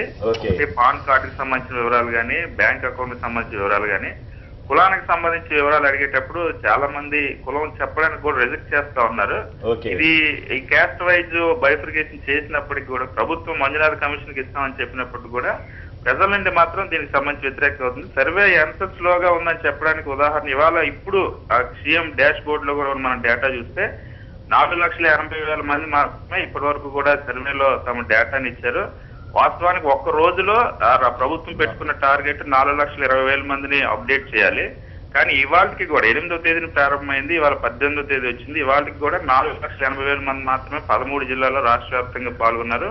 చాలా స్లోగా సర్వే జరుగుతుంది. ప్రజల్లో సహకారం మాత్రం చాలా తక్కువగా ఉంటుంది. డాక్యుమెంట్స్ ఇవ్వడానికి కూడా చాలా మంది, అంటే ఆధార్ కార్డుకు సంబంధించిన ఆధారాలు కానీ, రేషన్ కార్డు ఇవన్నీ ఇస్తే మళ్ళీ సింక్రనైజ్ చేసేటప్పుడు బ్యాంక్ అకౌంట్లో మళ్ళీ తర్వాత సింక్రనైజ్ చేసిన తర్వాత ఎక్కడైనా వెల్ఫేర్ స్కీమ్స్ సంబంధించి కోత పెడతారని ఒక ఆందోళన మాత్రం చాలా స్పష్టంగా కనిపిస్తుంది. ఈ నేపథ్యంలోనే సర్వే స్లోగా అవుతుందన్నది ఎన్యూమరేటర్లు, అదేవిధంగా ఆఫీసర్లు ప్రభుత్వానికి కూడా ఇప్పటికే ఫీడ్బ్యాక్ ఇచ్చారు.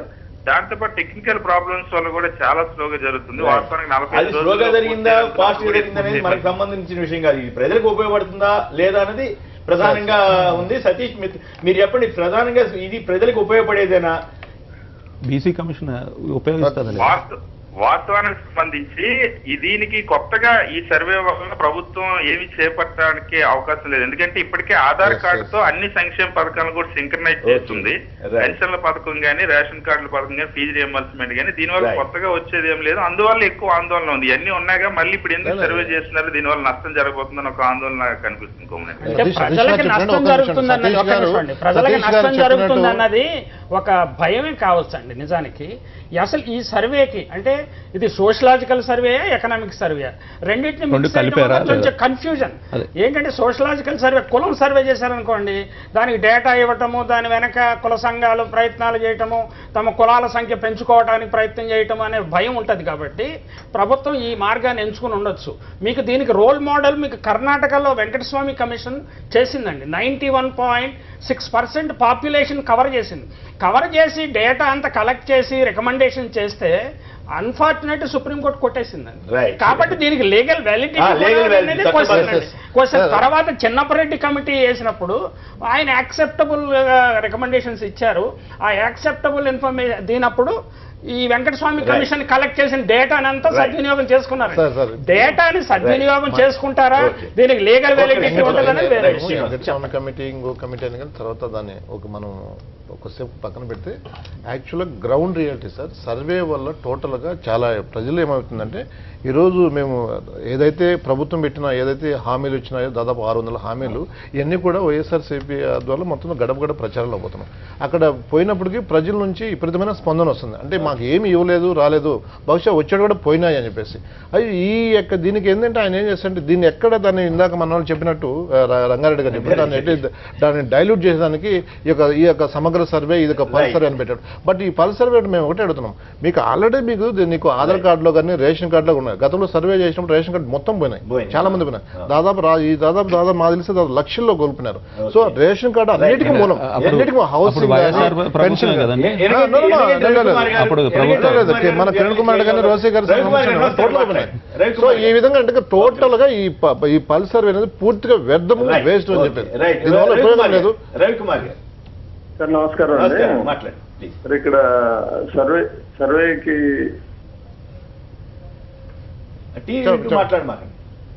హలో టీవీ లేదులేండి. సర్వేకి సంబంధించి 2-3 విషయాలు మన ముఖ్యమైనవి తీవ్రమైనవిగా ఉన్నాయండి. ఒకటి, తెలంగాణలో సర్వే చేయటం వల్ల కొంత ఫలితం ఉంది, కాకపోతే తెలంగాణలో అది మిస్యూజ్ అవ్వకుండా ఒకే రోజు జరగటం వల్ల అది ఒక పద్ధతిలో జరిగింది. ప్లస్ ఈ ట్యాబ్లు ఈ హైటెక్ ఏమి లేకుండా ఫార్మాలో తీసుకుని చేయటం, దాన్ని డేటా అప్లోడ్ చేయటం వల్ల కొంత బెటర్ గా ఉంది. కానీ ఇక్కడ సర్వేకి సంబంధించి టెక్నికల్ గా వాళ్ళు ట్యాబ్లు కొనుక్కోవటం, వ్యవహారాలు చేయటం అన్ని పక్కన పెట్టండి. ప్రధానంగా మన వాళ్ళు చెప్తున్నాయి ఫస్ట్ కులం అండి. కులానికి సంబంధించి మీకు గుర్తుండి ఉంటుంది, 2011 సెన్సెస్ లో కులం పెట్టినప్పటికీ మెయిన్ భారతదేశంలో ఏ డేటా కలెక్ట్ చేయాలన్నా #1 సెన్సెస్ ఆఫ్ ఇండియా అండి. పక్కాగా జరిగేది అది. సెన్సెస్ ఆఫ్ ఇండియాలోనే కులాన్ని పెట్టినప్పుడు దీనికి సంబంధించి బహిర్గతం చేయాలి అన్నప్పుడు దేశవ్యాప్తంగా వివిధ రకాల లేనిపోయిన సమస్యలు ఇప్పటికే మతానికి సంబంధించి హిందూ, ముస్లిం, క్రిస్టియన్ ప్రకటించిన తర్వాత చాలా ఇబ్బందులు వచ్చిన తర్వాత దేశంలో ఈ కులాలకు సంబంధించిన లాలు ములాయం లాంటి వాళ్ళు ఎంత దీని మీద డిమాండ్ చేసినా కూడా కేంద్రం ఏ పార్టీ ఉన్నాడు, యూపీఏ కానీ ఎన్డీఏ కానీ ఒక విశాలమైన భవిష్యత్తు ఆలోచనలో దృష్టిలో పెట్టుకుని దీనికి సంబంధించి ఒక కీలక నిర్ణయం తీసుకుని సెన్సెస్ లో నుంచి ఇలాంటి మనం డేటా డిసెమినేషన్ చేసి చేయకూడదని ఒక కీలక నిర్ణయం తీసుకుంది. ఏ రాష్ట్రమైనా దీన్ని ప్రామాణికంగా తీసుకుని కులానికి సంబంధించి గణన, ఒకవేళ మంజునాథ్ కమిషన్ ఇంకోటి అయితే ఆ సెగ్మెంట్ వరకు మీరు కులగణన చేసి చేయాల్సిన అవసరం ఉందండి, ఆ కమిషన్ కి సంబంధించిన వరకు.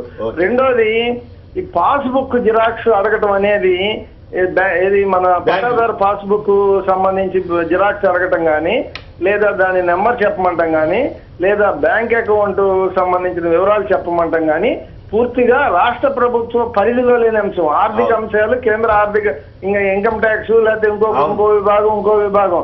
ఇప్పుడు మీ దగ్గరికి వచ్చి శ్రీనివాసరావు గారు మీరే ఉన్నారు, మీ దగ్గరికి వచ్చి నేను వచ్చి వేరే గవర్నమెంట్ కాకుండా వేరే వాళ్ళు వచ్చి మీరు పాస్బుక్ చెప్పమంటే అది మీ ప్రైవసీ పూర్తిగా. ఇలాంటి పూర్తిగా సర్వే నుంచి తక్షణం నిషేధించకపోతే దీని మీద కనుక ఇది ప్రభుత్వం కావాలని చేస్తుంది. ఇప్పుడు డేటా కలెక్షన్ అనేది ఇప్పుడు ఆధార్ లో లక్షల తప్పులు ఉన్నాయని మనమే ఒప్పుకుంటున్నాం. ఆధార్ లో పేర్ల దగ్గర నుంచి ఎడిటింగ్ కోసం మీరు చూస్తే ఆధార్ మొన్న ఒక డేటా ప్రకారం చూస్తే ఆధార్ మొదట్లో చేసుకున్న వాళ్ళకి తప్పులు సవరించడానికి దాదాపు 32% వచ్చినాయండి కరెక్షన్ కోసం మళ్ళీ. సో ఒకటి చేయడం అనేది అవసరమే కానీ ఈ రకంగా వ్యక్తిగతం సామాజిక పరంగా కులాలకు సంబంధించి చిచ్చు పెట్టే విధంగా కాలమ్స్ పెడతాం అనేది పూర్తిగా అభ్యంతరకరం అండి. వీటిని తీసేసి ఈ ట్యాబుల వ్యవస్థ తీసేసి ప్రాక్టికల్ గా జిల్లాకు 1 రోజు, రాష్ట్రానికి 3 రోజులు డేట్లు ఇచ్చు చేయటం అనేది సమగ్రంగా ఉంటుంది అనేది నా ఉద్దేశం. మరి ఫైనల్ గా దీని మీద కూడా చెప్పండి, సీఎం గారికి డోర్ నెంబర్ కి తాత్కాలిక నెంబర్ ఇచ్చేది కరెక్టేనా? సీఎం గారు సంవత్సరం క్రితం ఈ ల్యాండ్ పూలింగ్ లో మేము ఈ భవనాన్ని తీసుకున్నాము అని అన్నారు. తీసుకుంటామని ఆల్రెడీ మేము తీసేసుకున్నాము అని ఒక ప్రెస్ కాన్ఫరెన్స్ లో చెప్పారండి. చెప్పిన తర్వాత ఆ రోజే ప్రభుత్వం ఇది మా భవనము, ఇది మా ప్రాపర్టీ అని డిక్లేర్ చేసి ఈ రోజు నెంబర్ ఇచ్చిండుంటే బాగుండేదండి. రైట్, సాంసీ గారు చెప్పండి. ఇప్పుడు ఆయన కూడా అనుమానం వ్యక్తం చేస్తాడు, బ్యాంక్ అకౌంట్ మా బ్యాంక్ అకౌంట్ లో మీకేం పని అని అడుగుతున్నారు. పాన్ కార్డు ఇన్కమ్ ట్యాక్స్ దగ్గర ఉంటుంది, ఇన్కమ్ ట్యాక్స్ వాళ్ళకి అన్ని బ్యాంక్ అకౌంట్లు అన్ని తెలుస్తాయి, మధ్యలో మీరెందుకు వేలు పెడుతున్నారు? అప్పుడు తెలంగాణ ప్రభుత్వం మీద పెద్ద గొడవ అయింది కదా సాంసీ గారు. ఓకే, కొమరేని గారు, ఇందులో అర్హులకి ఏ విధంగానూ ఏ సంక్షేమ పథకం నుంచి వాళ్ళ పేర్లు తొలగించబడటానికి అవకాశం లేదు. అనర్హుల్ని ఐడెంటిఫై చేయడంలో ఇది కొంత ఉపయోగపడచ్చు. అందరు అనర్హుల్ని తీసేయడానికి కూడా ఇది పెద్దగా ఉపయోగపడుతుంది నేను అనుకోవట్లేదు. ఎందుకంటే డేటా వాలంటరీగా ఇస్తున్నారు కాబట్టి దాని అంతా వెరిఫికేషన్ ఎక్కడ వాలంటీర్గా ఇవ్వడం లేదండి సాంబశివరావు గారు, ఎక్కడ వాలంటీర్గా ఇవ్వడం లేదు.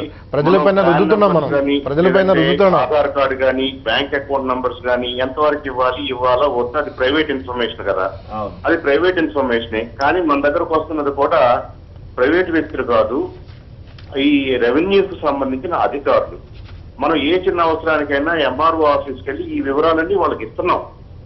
దీంట్లో రెవెన్యూ వర్సెస్ ఇండివిజువల్ పోల్చుకున్నప్పుడు, ఒక వ్యక్తి రెవెన్యూ వ్యవస్థను పోల్చుకున్నప్పుడు దీంట్లో సీక్రెసీ ఏం లేదు. మనమే ఎంఆర్ఓ దగ్గరికి వెళ్ళి ఇవ్వండి, ఇది నా ఆధార్ కార్డు, నా యూనిక్ ఐడి ఇది, నా పొలం ఎంత, నా పాస్బుక్ నెంబర్ ఎంత అన్ని చెప్తున్నాం. ఒక్కసారి ఈ ఆఫీసర్ మీ ఇంటికి వచ్చి మళ్ళీ వెరిఫై చేయటం వల్ల మీ ఆధార్ కార్డులో ఏముంది, ఈ ఆధార్ కార్డు మీద ఏ ప్రాపర్టీస్ రిజిస్టర్ అయ్యి ఉన్నాయి. నిన్న మనకు ఒకటి ఎక్కడో నేను వార్త చదివానండి, ఎంతవరకు నిజమో మీరు కూడా చెప్పాలి. ఒక అబ్బాయికి ఏమీ లేదు, ఇల్లు కూడా లేదు. కానీ ఆ అబ్బాయి యూనిక్ నంబర్ మీద, అబ్బాయి ఆధార్ కార్డు నంబర్ మీద 2 కార్లు, పొలాలు లేదంటే ఇల్లు రిజిస్టర్ అయి ఉన్నాయంట. ఆ అబ్బాయికి తెలియదు. ఎవరు ఎందుకు చేశారో మనం తెలియదు. దాని వెనక ఏదో విజయమాల్య రుణానికి యూపీ రైట్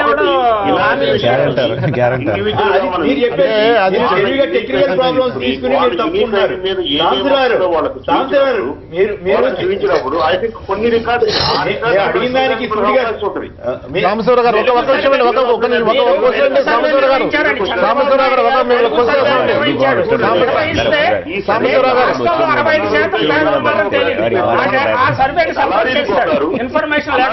గారు నేను సాంబశివరావు గారు మీకు క్వశ్చన్ సాంబశివరావు గారు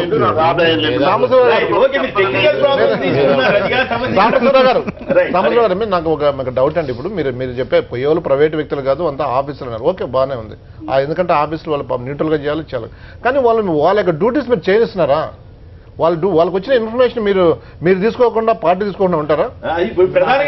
కాబట్టి మీరు బ్యాంక్ కానీ పాన్ కార్డు కానీ ఈరోజు మీరు ఎక్కడ ప్రైవేట్ వ్యక్తి అంటే డిఫరెంట్. అది గవర్నమెంట్ ఆఫీసుల దగ్గర మీరు వాళ్ళు మీకు సంబంధించిన ఏదైతే ఉన్నాయో మీరు వాళ్ళ దగ్గర చేపించున్నారు. వాళ్ళ డ్యూటీ మీరు ఎక్కడ చేయటం లేదు.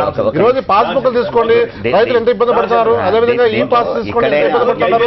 ఇవన్నీ కూడా మీరు ఎక్కడ గ్రౌండ్ లెవెల్ లో మీరు చూడాలా. గ్రౌండ్ లెవెల్ చూడకుండానే టోటల్ గా మీరు సర్వే అంటే సరిపోదు. ప్రజలు చాలా ఈ రోజు ఇబ్బంది పడుతున్నారు.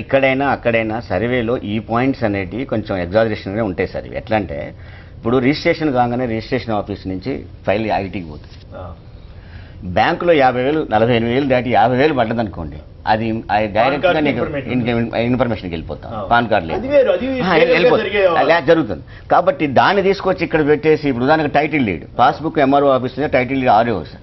అక్కడ కనుక నేను చూస్తే టైటిల్ లీడ్ ప్రకారంగా అతను భూమి ఎంత ఉందో మొత్తం నీకు పాన్ కార్డుకి లింక్ అయ్యి వచ్చేస్తాయి, మొత్తం ఇన్ఫర్మేషన్ వస్తాయి.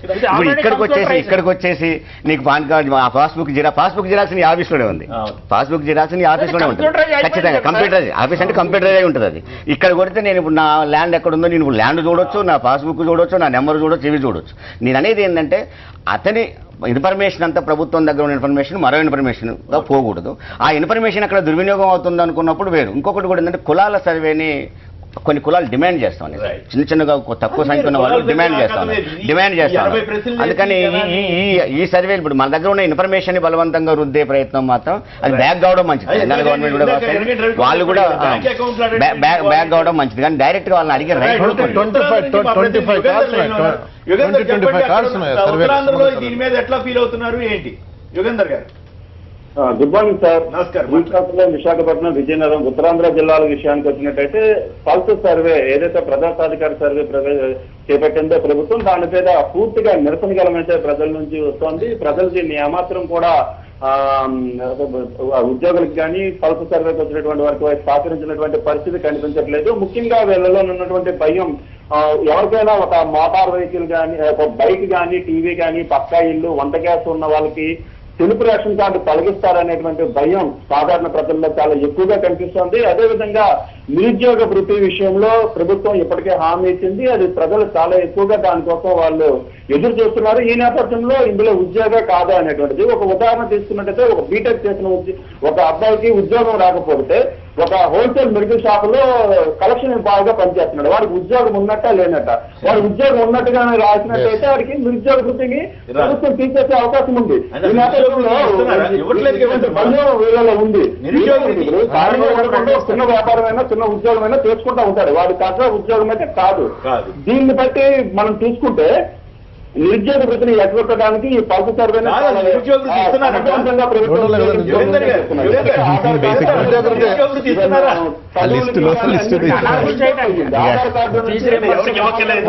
కేవలం ప్రభుత్వం నిరుద్యోగ వృత్తిని ఎగ్గొట్టడానికి సర్వేను వినియోగించుకుంటుంది అనేటువంటి మాత్రం ప్రజల్లో చాలా ఎక్కువగా ఉంది. అసలు ముందు నిరుద్యోగ వృత్తి ఇస్తున్నట్టు ఎవరు చెప్పారు మీకు? లేదు ఆయన చెప్పడం మేనిఫెస్టోలో ఉంది కాబట్టి ఇస్తారు అని ఆయన ఏం చెప్తారంటే, ఒక చదువుకున్న వ్యక్తి, పోస్ట్ గ్రాడ్యుయేషన్ వ్యక్తి ఉద్యోగం లేక మెడికల్ షాప్ లో పనిచేస్తే దాని ఏదో కలెక్షన్ ఏజెంట్ మాపోతే దాన్ని వీళ్ళు సర్వే ఇస్తారు, ఉద్యోగం చూపిస్తారు. యుగంధర్ చెప్పింది ఒక మెడికల్ డిస్ట్రిబ్యూ ఒక సర్వే కాకుండా ఈ రోజు ఇప్పుడు ఒక ట్రాక్టర్ పోతాడు, ట్రాక్టర్ ఏం చేస్తుంటే మా ఉద్యోగం మావాడంటే దాని ఉద్యోగం చేస్తారు. కౌంట్ చేసి టోటల్ గా వాళ్ళకి ఏదైతే రావాల్సిన మొత్తం టోటల్ కోల్పోయే పరిస్థితి. చిన్న పాయింట్ అంటే ప్రభుత్వం కూడా ఇప్పుడు ఇక్కడేమో కొత్త ప్రభుత్వం కాబట్టి ఏ చేసినా ఇంకేమైనా చేస్తారేమో అని ఒక పద్ధతి ఉంటుంది. అక్కడ ఆయన 10 ఏళ్ళు పరిపాలించిన ఆయన కాబట్టి ఏ చేసినా పాత పాలన చూసుకుంటారు. గతంలో ఏమైందంటే ఒక రేషన్ కార్డు ఉన్న వాళ్ళకల్లా గేదెని ఇస్తానని చెప్పేసి చంద్రబాబు నాయుడు ప్రభుత్వంలో గేదెని ఇచ్చారు. ఎమ్మటే సర్వే జరిపి గేదె ఉందని రేషన్ కార్డు తీసుకుపోయారు. ఆయన చెప్తారు 2003లో గేదెని ఇచ్చారు, గేదె ఉందని అంటే రేషన్ కార్డు తగ్గిందని మెదడు ఎన్నుకున్నారు. దాన్ని ఫైనల్ గా మీరు సమాప్తి చేయగలిగి చేయండి. సరే, ఇది సర్వే చేయటం వల్ల యాజ్ ఈజ్ గా ఇప్పుడున్న మన పరిస్థితిని మరొకసారి క్లీన్ గా అంచనా వేసుకోవడానికి అవకాశం ఉంటుంది. పేదలందరికీ ఇది ఉపయోగపడే విషయం. ఎవరైతే అర్హులు ఉంటారో వాళ్ళకి ఏదైనా పథకం రావాలా రావట్లేదా అనే ఉన్న సందేహాలు ఉంటే డెఫినెట్ గా వాళ్ళకి అన్ని పథకాలు వాళ్ళ దగ్గర చేర్చడానికి ఇది ఒక మంచి అవకాశం. ఎవరైతే అర్హులని భావిస్తారో వాళ్ళందరూ ముందుకొచ్చి పల్స్ సర్వేలో పార్టిసిపేట్ చేయాలి. వాళ్ళకి వచ్చిన నష్టం ఏమీ లేదు. రెండోది, ఎవరైతే అనర్హులు ఉంటారో, ఎవరైతే విషయాలను దాస్తారో, ఎవరైతే దళాలు ఉంటారో వాళ్ళని పట్టుకోవడానికి, ఐడెంటిఫై చేయడానికి కూడా ఇది ఉపయోగకరంగా ఉంటుందనేది నా అభిప్రాయం. రెండోది, ఆస్తిపాస్తుల విషయంలో మీకు మీ ఆస్తులకు సంబంధించిన అన్ని వివరాలు ఒకే రికార్డులో ఒకే చోట రెవెన్యూ దగ్గర ఉండడం అనేది కూడా మీరు ఆన్ డిమాండ్ ఎప్పుడైనా సర్టిఫికేట్ తీసుకోవడానికి అవకాశం ఉంటుంది. కాబట్టి ఉన్న వాళ్ళు కూడా నిర్భయంగా అక్కడ ఆన్లైన్ లో చేయడం లేదు, ఇక్కడేమో ల్యాండ్ ఉన్నట్టు తెలుస్తారు. ఆయన దగ్గర పోతే ల్యాండ్ ఉన్నట్టు ఆడ ఆన్లైన్ లో లేదు. అరుగుడా కాదా ప్రకారం ఈ సర్వే ఆధారంగా సర్టిఫికేట్ ఇవ్వడం మొదలు పెడితే సర్వే అంటే ఫ్యాన్ ఉందా, ఫ్రిడ్జ్ ఉందా, బీరువా ఉందా, పొలం ఉందా, ఇదే సర్వే.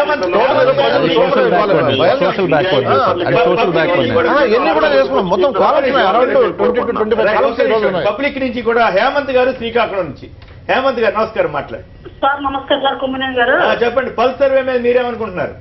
సార్, పల్స్ మన శ్రీకాకుళం జిల్లాలో ఏంటి సార్, ఇప్పుడు మన అచ్చెన్నాయుడు గారు ఉన్నారు సార్, మంత్రి గారు. అవును, ఉన్నారు కదా.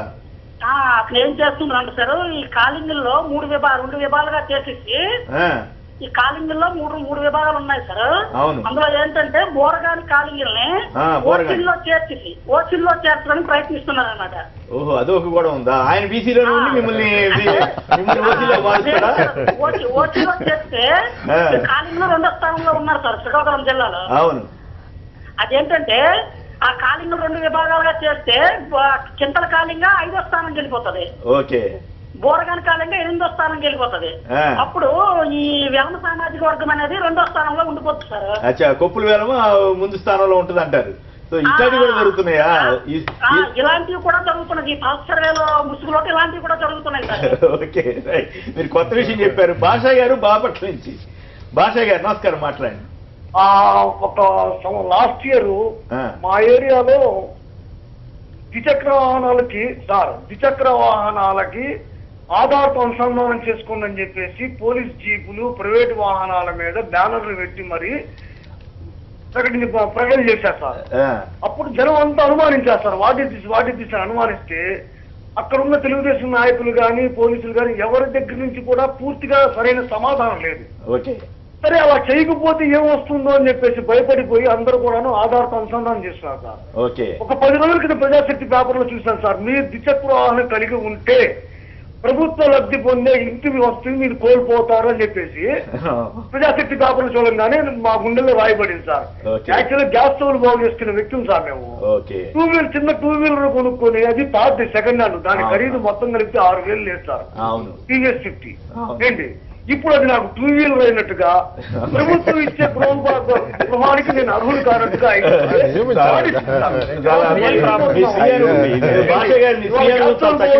అనేది చిన్న వ్యాపారమే. సైకిల్ మీద నుంచి పోయి మనం ఏంటి ఒక బజార్ మొత్తం తిరిగినా 300 రూపాయలు రావట్లేదు సార్. సాయంత్రం ఇంకో 100 వస్తుంది.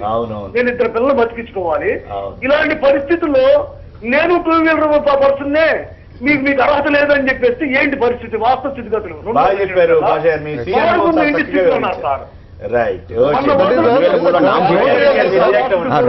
నామ్స్ ఇచ్చారు. ఇలా 2003లో నామ్స్ కోటి వరాలకు ముందు, కోటి వరాలను ప్రకటించి 2004లో దానికి ముందు సర్వేలో నీకు టూ వీలర్ ఉంటే నీకు అది వర్తించదని, లేదా గేదె ఉంటే వర్తించదని, ఈ విధంగా ఆఖరికి వృత్తిదారులు అనే రేడియో పట్టుకొని పోతారు చూసారా, ఆ రేడియో అక్కడ పట్టుకుపోయారు ఇళ్లలో ఉంచకుండా భయపడిపోయి. ఇప్పుడైనా మీరు సీరియస్ సమస్యగా తీసుకుంటారా లేదా పక్కదారి పట్టించడానికి అంటారా? వారు చెప్తుంటే కరెక్ట్ ఉన్నది కదా. వాళ్ళ సమస్యను ఇప్పుడు మీరు టోటల్ డిబేట్ లో ఉన్నది వారికి కావాల్సింది కోరిక తీరింది. ఏం కోరిక అంటే వాళ్ళకేంది, మనం ఈ సమస్యకు ఒక సమస్య క్రియేట్ చేస్తే సమస్యకు పెండింగ్ అయితే పడుతుంది టెంపరీ. అదే వాళ్ళ ఎత్తు కూడా. వాళ్ళు ఇప్పుడు మీలాంటి జర్నలిస్టులు స్టేట్ సబ్జెక్ట్ గా డిబేట్ వచ్చినప్పుడే ఇక అది వాళ్ళకి కాబట్టి మీరు తేవాలి. మరి ఇప్పుడు ఆ జాబు విషయం పోయింది కదా, ఇప్పుడు స్కూటర్ విషయం వచ్చే అరే నాది ఉన్నదే పోతున్నది అనే వరకు నా కొను సంగతి దేవుడేరుగా నా స్కూటర్ మీద కూడా పెనాల్టీ వేస్తారని అతని కుటుంబంలో టెన్షన్. అది కూడా వచ్చినట్టే కదా. అయితే ఆ సమస్య పోతే ఇది అవుతుందని వాళ్ళు ఏదైతే అనుకుంటారో జనం అంత అమాయకులు కాదు. ప్రతి విషయాన్ని ఇప్పుడు వారు చెప్పినట్టు అదే విధంగా విశ్లేషించి సరైన గుణపాఠం తొందరనే చెప్పగలుగుతారు. ఇప్పుడు భాషా గారు అన్నదానికి మీరు ఏమైనా సమాధానం చెప్తారా? భాషా గారు అన్నదానికి అంటే సిస్టమ్ లో ఉన్న తప్పును సరి చేసుకోవడానికి నిజమైన అంటే కరెక్ట్ ఇన్ఫర్మేషన్ మన దగ్గర ఉండడం అనేది అవసరం అండి. ఆ కరెక్ట్ ఇన్ఫర్మేషన్ ఉందా లేదనేది మనందరికీ తెలుసు, లేదని కూడా అనుకుంటున్నాం మనం. ఇది ఇంకొక ప్రక్రియ, ఇది ఇంకొక ప్రయత్నం. దాన్ని కరెక్ట్ సాంబశివరావు గారు దీనివల్ల ఉద్యోగాలు లేవో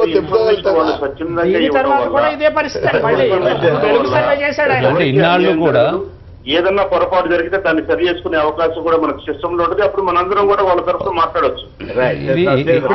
ఇన్నాళ్ళు కూడా మనం అందరం కూడా ఇక్కడ ఉన్న వాళ్ళతో సహా అందరం కూడా గ్యాస్ సబ్సిడీ ఎంజాయ్ చేసేవాళ్ళం. అంటే మనకి అర్హత ఉందా లేదా అన్నది పక్కన పెట్టేయండి. మరి మోడీ గారు ప్రభుత్వం వచ్చిన తర్వాత వాలంటరీగా వదులుకోమన్నారు. అంటే ఈ సర్వేలో ఏంటంటే అర్హత లేని వాళ్ళు, లేదా అర్హత ఉన్నవాళ్ళు దూరంగా ఉన్న వాళ్ళు ఈ సర్వేలోకి తీసుకుని రావడానికి అన్నది. ఎవరికైనా ఇది డైనమిక్ సర్వే. ఈ ప్రభుత్వం, ఆంధ్రప్రదేశ్ ప్రభుత్వం, తెలంగాణ ప్రభుత్వానికి ఈ ప్రభుత్వానికి డిఫరెన్స్ ఏంటంటే ఈ ఎగ్జిక్యూషన్లో డైనమిక్ సర్వే 30 రోజులు పెట్టారు. దాంట్లో లోటుపాట్లు ఉన్నాయి. ఈ క్యాండిడేట్ ఎవరన్నా వెళ్ళి మీ సేవకి వెళ్ళి ఈ సేవకి వెళ్ళి అక్కడ కరెక్ట్ చేసుకోవచ్చు కూడా.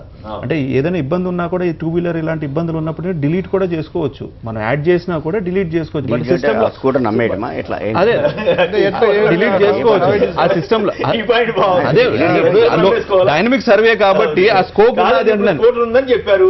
మీ స్కూటర్ ఉంది కాబట్టి మీకు పేరు మార్చుకోవడమే చెప్తున్నాను. అది రూపాయలు అలా ఉన్నాయి. గుంటూరు నుంచి కృష్ణప్రసాద్ గారు, గుంటూరు నుంచి. కృష్ణప్రసాద్ గారు నమస్కారం, మాట్లాడండి.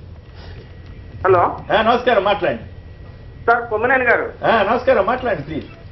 సార్ ఇది వచ్చి అన్పాపులర్ సార్. ఇది జనాన్ని భయభ్రాంతులు చేయడానికి తప్ప రెండోది లేదు. ఇది అంతేనా?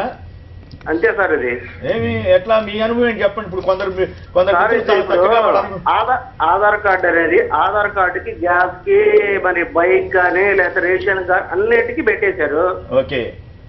ఇప్పుడు దాన్ని ఆధార్ అనేది గవర్నమెంట్ దగ్గరే ఉంటది. ఓకే. ఇప్పుడు దాన్ని మన గవర్నమెంట్ మళ్ళీ సర్వీస్ చేయాల్సిన అవసరం వచ్చింది. దాంతో పాటు ఫ్రిడ్జ్ ఉందా, ఏసీ ఉందా, నీకు మిక్సీ ఉందా, గ్రైండర్ ఉందా అనేది అంటున్నారు. గవర్నమెంట్ వాళ్ళు ఇస్తా ఉన్నారు. తమిళనాడులో గ్రైండర్లు అవన్నీ ఇస్తున్నారు. లేకపోతే రేపు పొద్దున ఇవ్వడానికనండి. సార్ చెప్పండి. ఇప్పుడు నేను చిన్న ఏదో 10 రూపాయలు సంపాదించుకున్న ఫ్రిడ్జ్ కొనుక్కున్నా, టీవీ కొనుక్కున్నా, బైక్ కొనుక్కున్నాను. హలో చెప్పండి. ఇప్పుడు మన దాన్ని మీకు ఇంత లాభం ఉంది, దీనికి ఇంత ట్యాక్స్ చేస్తారు, రేపు 100 నమ్మకం ఏంది గవర్నమెంట్. రామచంద్ర గారు చెబుతున్నారు ఇప్పుడు ఆయన ఏదో సర్వే చేస్తున్నామని అంటున్నారు. అది తప్పు సార్. అది ఏదో మీకు కావాలి, జనాభా లెక్క కావాలంటే జనాభా లెక్క అడగండి, కులం కావాలంటే కులం దిగి ఇక్కడ పత్రం చేయండి.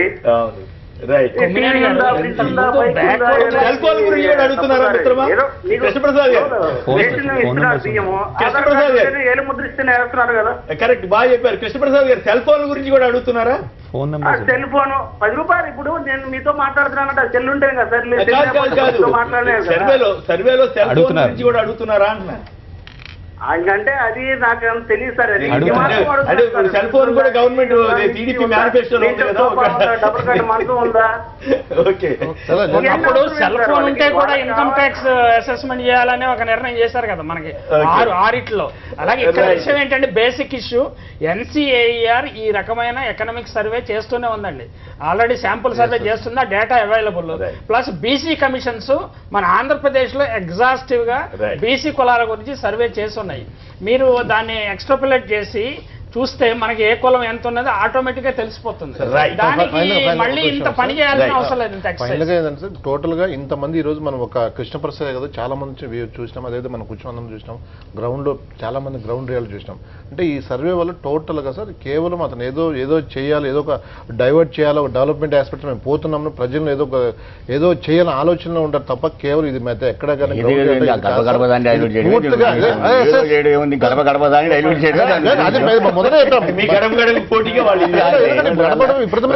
ఎందుకంటే ప్రభుత్వం చేసిన ఏదైతే అన్నా ప్రజలు అడిగితే మాకు ఏమి రాలేదు, మాకు ఉన్న పోయినాయని లెవెల్ ప్రజలు చెప్తున్నారు. గడప 175 సెగ్మెంట్ లో మేము అందరం చేస్తున్నాం. జగన్మోహన్ రెడ్డి కాబట్టి ఇతని యొక్క కొత్తగా తెచ్చిపెట్టి ఉన్నాడు కోల్పోయే పరిస్థితి ప్రజల్లో ఆందోళన. కాబట్టి ప్రజల నుంచి నిరసన వ్యక్తమైనప్పుడు, ప్రజల నుంచి ఆందోళన వ్యక్తం చేసినప్పుడు ఒక ప్రభుత్వ అధినేతగా ప్రభుత్వంలో ఉన్నప్పుడు ఖచ్చితంగా ప్రజలు చెప్తున్నారండి. ప్రజలు చెప్తున్నారు అపోజ్ చేస్తున్నాం, మేము ప్రజల పక్కన పోరాడుతున్నాం. మా నాయకుడు ఎన్నోసార్లు చాలా సందర్భాల్లో చెప్పాడు, ప్రజలకు అవసరం మేము ప్రజలకు అవసరం దృష్ట్యా రాష్ట్రాన్ని మేము సపోర్ట్ చేస్తాం, కానీ మీరు మమ్మల్ని బుల్డేజ్ చేస్తున్నారు, మిమ్మల్ని బుల్డేజ్ చేస్తామని జగన్మోహన్ రెడ్డి ఎన్నోసార్లు చెప్పారు. కానీ ప్రతిపక్షాన్ని ఎక్కడ కానీ వాళ్ళకి సూచన తీసుకోవాలి. అందుకే మిత్రపక్షాన్ని కూడా తీసుకోలేదు.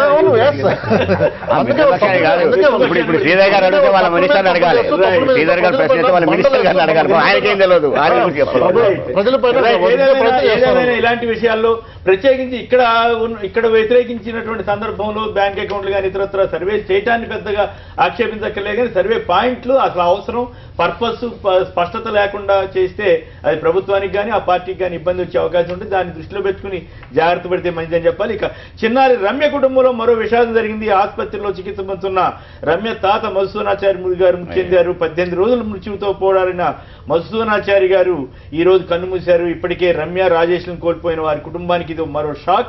బాధ్యత లేని తాగుబోతుల నిర్లక్ష్యానికి వారి కుటుంబం చిన్నాభిన్నం అయ్యింది. రంగారెడ్డి గారు ఏమైనా స్పందిస్తారు? మీ ఈ రాష్ట్రం కానీ ఏ రాష్ట్రం అయినా కానీ ఈ మధ్యాహ్నము పొద్దుటి నుంచి తాగే సిస్టమ్ ఏదైతే ఉన్నదో దాన్ని ఎట్లన్నా కొంత సీరియస్గా ప్రభుత్వం దాని ముందు రావాలండి. దాన్ని రానంత వరకు ఇది చాలా ప్రాబ్లం అవుతుంది. ఇంకొకటి ఏంటంటే ఇప్పుడు లేటెస్ట్ రాష్ట్రాలలో ఇప్పుడున్న యువకులలో కూడా మేము క్యాంపస్లో చదువుకున్న రోజులలో ఎవరో ఒకరు దినం సండే నాడు ఇస్తే తాగుతున్నారని, ఇప్పుడు ఎవరో ఒకరు తాగకుండా ఉన్న విధానం ఏదైతే వచ్చిందో దాన్ని ప్రజలలో మనం నిజంగా కూడా అది కొంత దానికి ఎన్నో సోషల్ సెక్టర్స్ ఉన్నాయి, కానీ దీన్ని మాత్రం సీరియస్గా తీసుకోవటం మంచిది. 2 రాష్ట్రాల్లో దేశం అంతా కూడా ఇప్పుడు నితీష్ కుమార్ ఒకళ్ళు ఆయన పెట్టాడు, కానీ 2 రాష్ట్రాల్లో టార్గెట్లు పెట్టి ఓ పక్క చేస్తూ ఇంకో పక్క ఇట్లా చేస్తూ ఈ మన రాష్ట్రం 2 రాష్ట్రాల్లో అయినా ఒక రాష్ట్రం అయినా 2 ఎక్స్ట్రీమ్లు అండి. ఒకసారి ఏమో హోటల్ బంద్ చేసి చూసాం మనం, పని చేస్తే దాన్ని అది చూపించి ఇక ఇది లీగల్గా కాదు, ఇంటింటికి పోయి మన పాలు నీళ్ళ కన్నా ఎక్కువ పుల్లి ఎక్కడ పోయినావు, కానీ ఇవి మాత్రం సప్లై. ఇప్పుడు నేను బంజారాస్లో చూశాను సార్, చిన్నపిల్లలుగా ఉన్నవాళ్ళు బండి నడుపుకుంటూ ముగ్గురు కూర్చొని వాళ్ళు మా కారు పోతుంటే, నేను ప్రాక్టికల్గా కారు పోతుంటే కాన్షియస్గా కారు ముందే జైలు పోతాడు అనమాట. అంటే అది ఇంకోటి కూడా పోతూ ఏం చేస్తాడు, పక్కన ఇట్లా కొట్టిపోతున్నాడు సార్ వాడు మందాగి.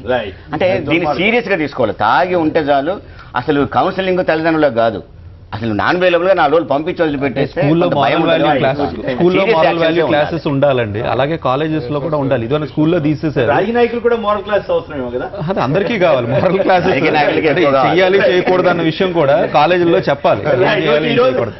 తెలంగాణ రాష్ట్ర మంత్రి సూర్యాపేట శాసనసభ్యులు టీఆర్ఎస్ నేత జగదీష్ రెడ్డి గారికి జన్మదినోత్సవం, వారికి జన్మదిన శుభాకాంక్షలు.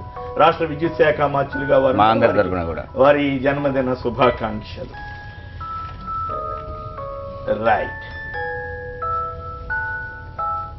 రైట్ ప్రసాద్ రెడ్డి గారు, శ్రీనివాసులు గారు, రామచంద్ర గారు, రంగారెడ్డి గారు, అద్దేపల్లి శ్రీధర్ గారు, చందు సాంబశివరావు గారు, అందరికి కూడా ధన్యవాదాలు. అనేక మంది వారి వారి అనుభవాలు చెప్పారు.